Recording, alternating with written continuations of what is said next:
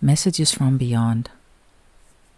It's really quite fascinating, this talking to energy gestalts who intimately know every thought, word, and deed of ours since birth. One day I said, "You really know every thought we think?" And they said, "Yes, it's easy, but don't worry, we're discreet." They know every feeling too. Once we were discussing a subject that had emotional ramifications for me, and I felt the instant build-up of feeling over something under discussion. The pointer paused for a moment, and then the committee said, "Upset, are we?" That kind of thing happens often, that interplay between all of us. Our conversations on the board are just that, interactive conversations. The committee doesn't spell everything out. Either Stan or I pick up on sentences, phrases, or paragraphs before they're worded. We'll say them, and the committee will flash to yes for verification or continue with the spelling if the answer is no.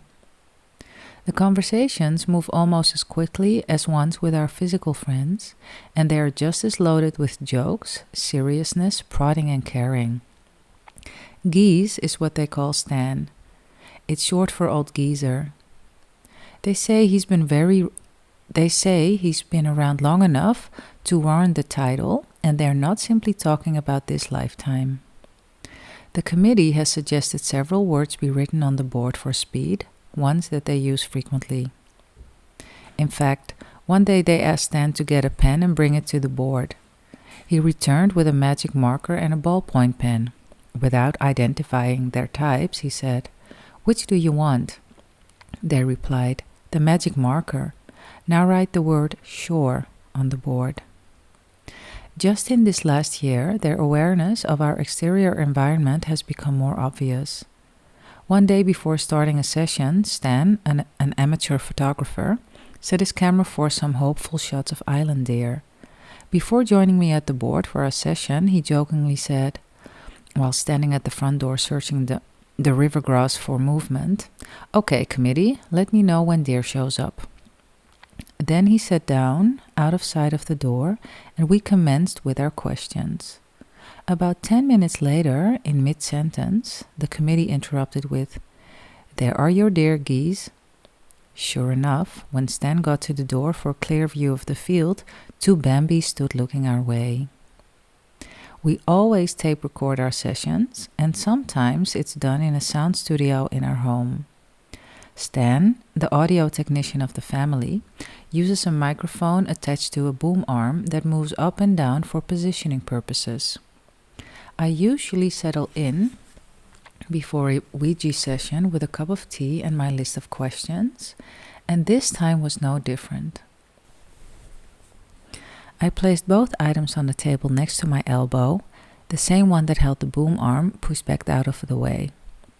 About 15 minutes after the session started, the committee said to me, "You'd better move your tea. The microphone is about to topple into it." Sure enough, the boom arm had loosened and the mic was sinking slowly toward the table, hovering about 2 inches above the rim of my teacup by the time I caught it. Another time, we had been worried about the mother cat of the newborn kittens born on our property. Ginger Peachy hadn't been seen around her babies for the better part of the day, and our concern for her and the kittens was growing. That afternoon, Stan and I sat down for a Ouija session, but never brought the subject up with the committee. About 20 minutes into our conversation, they stopped. About 20 minutes into our conversation, they stopped what they were saying and inserted, "Ginger's back." Stan said, "Mind if I go take a look?" They said, "Sure, go ahead." So outside he went, walking around the deck, past the woodpile, and out into the blackberry bushes where the kittens were temporarily living. Ginger was lazily feeding her babies, oblivious to our concern. Stan returned to the Ouija board and said, "Yes, she's returned." And the committee replied, "What did you expect, Thomas?" Nothing sacred. It's rather startling when the realization dawns that something somewhere knows your every move. It is not uncommon for the committee to comment on Stan and my off-the-board conversations or experiences. One time we had stopped at an historic Oregon inn for dinner on our way home from California. The food was so-so, but we had an intriguing discussion. Days later, the committee said, "We liked the ambience of the inn, and the conversation was great, but the chicken cordon bleu was as tough as rubber." Another time, I had been visualizing while out on a walk along the river. I mentioned the subject of my visualization to the committee the next time we were on the Ouija board, and they said, "No, that's not all you were visualizing." I argued the point until they suggested Stan and I go out to dinner and think about it. About halfway into the meal it hit me. They were absolutely right. I had been visualizing a second goal that had completely slipped my mind. According to the committee, the information we receive on the board comes through our inner senses.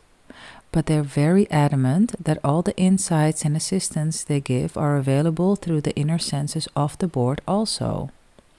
In fact, they say that intuition, insight, impulses, and the inner voice are the natural, normal channels for communication and should be developed fully for a truly balanced life.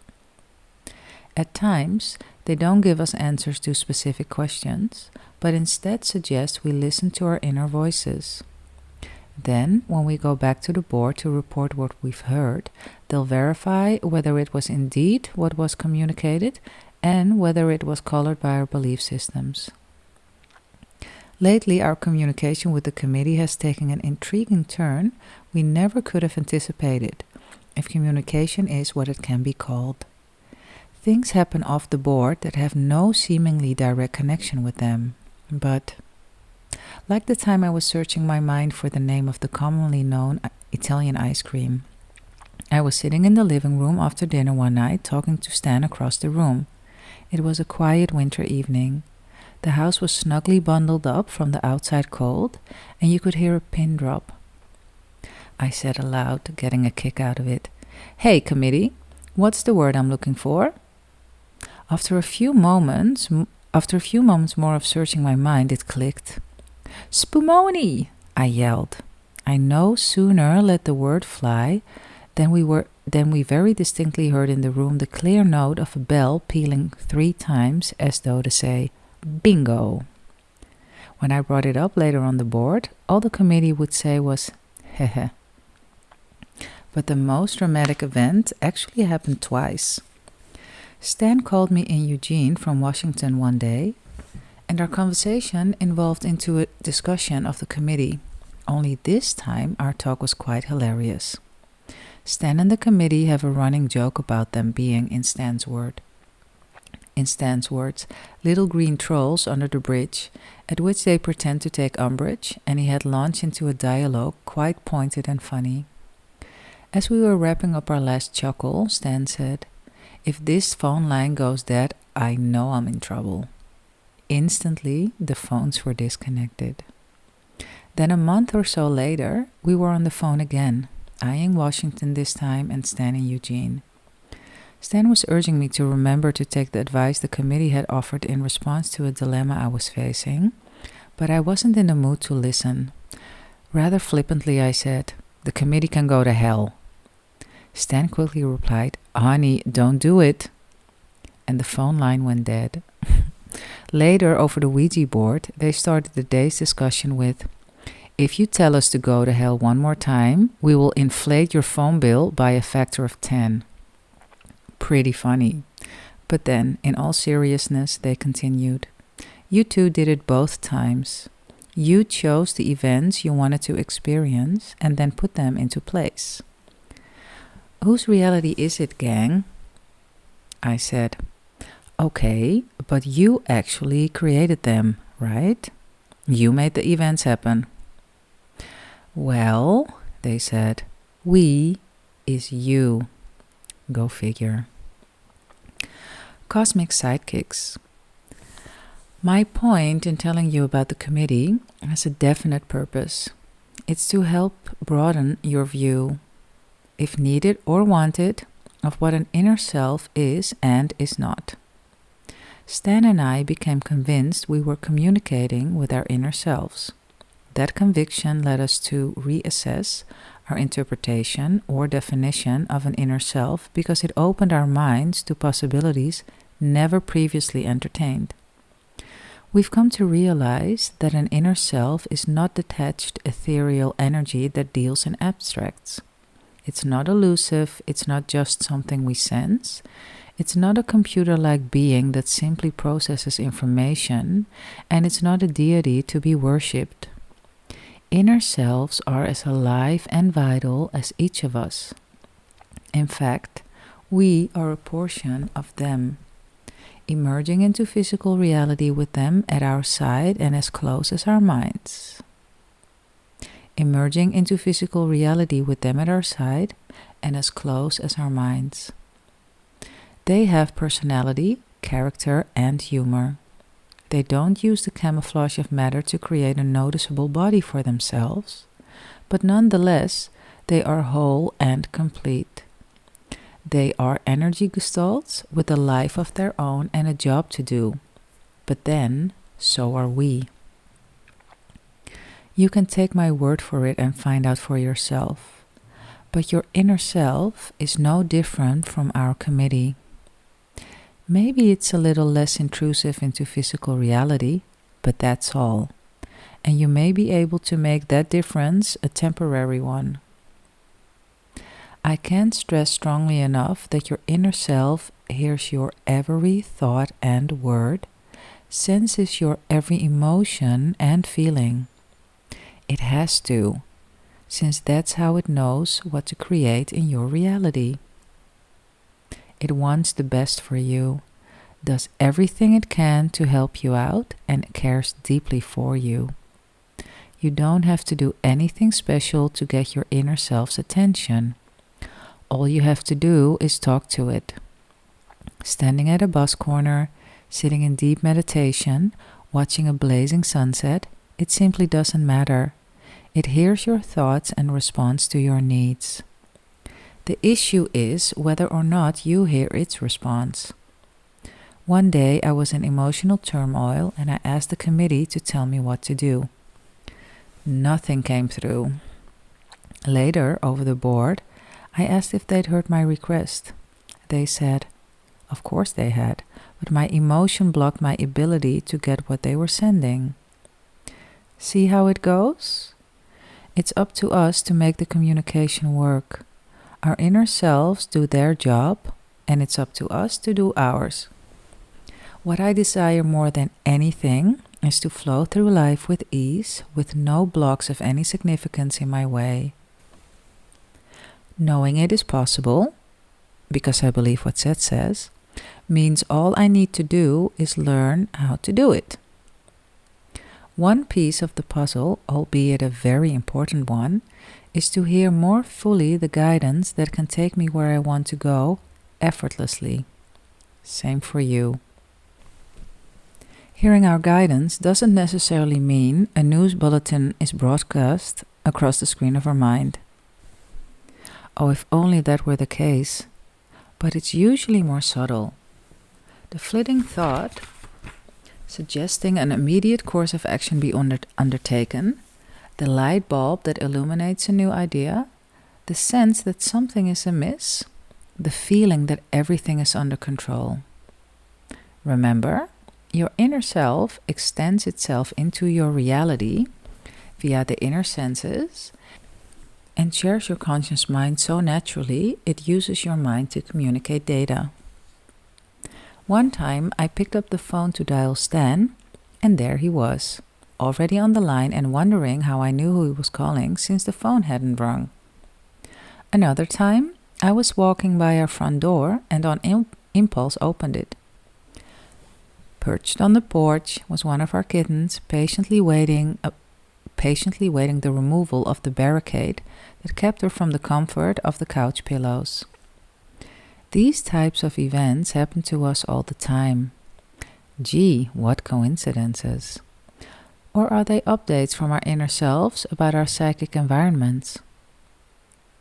One day, the same little kitten seemed ill.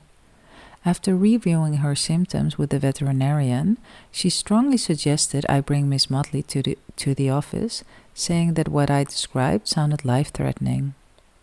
Knowing many probabilities surrounded the event, I dragged my feet. Miss Motley could barely stand, but she seemed to want to join her brothers outside on the grass. I let her go, poised to rush her side if was needed. I was pressed for time. The car was packed, and I was about to close the house for 3 days while I journeyed south to meet Stan on business. I couldn't decide what to do about Missy, so I stood quietly and asked for guidance. The kitten made a feeble attempt to romp and play, but finally decided to curl up closely by her frisky brothers and soak in the sun. Then an interesting thing happened in the blink of an eyelash. I simply knew she was going to be fine.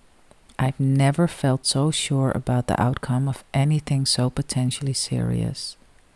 I knew that I could drive away for 3 days and come back to a healthy baby. I never gave the probability of her dying of being hopelessly sick another thought. When I returned home, there she was, bouncing across the river sand at my call. I love that little creature. She and I share a definite bond. So how I came to leave her home sick for 3 days challenges the rational mind. But once I made the decision to leave her, I felt free, like a very significant event had just occurred. In talking to the committee later, I confirmed that, with their assistance, I had inner sensed, the strongest probability surrounding the situation and allowed it to be played out in time without interference. I could have selected a different probability, if Missy had gone along with it, where she could have died. But neither of us put our energy behind making it happen, and so it dissipated into a non-event. Catching probabilities on the fly. Speaking of probabilities and guidance, here's a story with an interesting slant on both of them. I was driving south from Washington to our Oregon home one fine day. Since Stan and I make the 4-hour ride regularly, I knew the interstate highway had been under repair for over a month. The week before, I had been delayed 45 minutes, and I didn't want to face that again. For many months, I'd been practicing hearing the committee in my thoughts, and I was becoming quite good at distinguishing their words from my own. I could ask a question of them, and under most circumstances hear their answer. About 70 miles north of the point of repair, I asked the committee if the highway was clear that day. No, it was blocked, they said. Okay, I thought. That means I'll detour into the country and come into Eugene the back way, only adding 15 minutes to my drive, instead of nearly an hour spent frozen on a standstill freeway. When I reached the point of my detour, which was maybe 5 miles north of the repair area, I turned off and stopped at a mini-market to get a soda. On impulse, I asked the clerk if she knew whether or not the highway was blocked. She said she didn't think so because none of the truckers had mentioned any problems. Now I'm in a dilemma. If I'd heard right, the committee had said there was a pile-up. This woman thought not. I climbed into my car and proceeded to ask the committee once more about the status of the road. This time, I heard it was clear. Terrific. Now what do I do? Which time had I accurately heard the committee? And more practically, what should I do about getting home? I chose the main highway and sailed into Eugene with no problem. On the Ouija board that night, I asked if I'd first heard correctly that the highway was closed. Yes, they said, you did. Well then, did I hear 70 miles later that the highway was open? Yes, they said, you did. How can that be? I asked. It doesn't make sense. The committee said, You're about to use logic again to try to figure this out, when the answer is not logical in your terms. What happened was that you changed probabilities. You relaxed after you heard us the first time, You dropped your concern and moved your thoughts onto other subjects. You allowed another probability to enter the picture. Maybe what's just as fascinating is what they said next. The real learning in the situation isn't whether or not you heard us correctly. It is in fact that you followed an impulse and asked the clerk her opinion.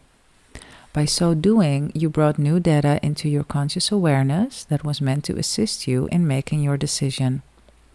Asking us constantly for direction isn't the way to move through life, because we'd have to keep an obvious running dialogue active every moment, and that's not practical since it means you would have to be consciously aware of us at all times. Our normal communication vehicle with you is through impulse and intuition. Our inner selves don't wait for us to query them for guidance. They offer it every second of our lives. Impulses, Seth says, are the closest communication that we experience with our inner self. They are spontaneous urgings toward action, and if our beliefs don't get in the way, they lead us on the path of fulfillment. They head us toward our goals and away from pain. They lead us to the one we love and out of a bad relationship. They help us find the butter in the new supermarket and a place to store household items. Impulses, more than anything else, show us how caring our inner selves are, because they are the results of quick assessment and suggestions for action by the energy that forms us and our environment.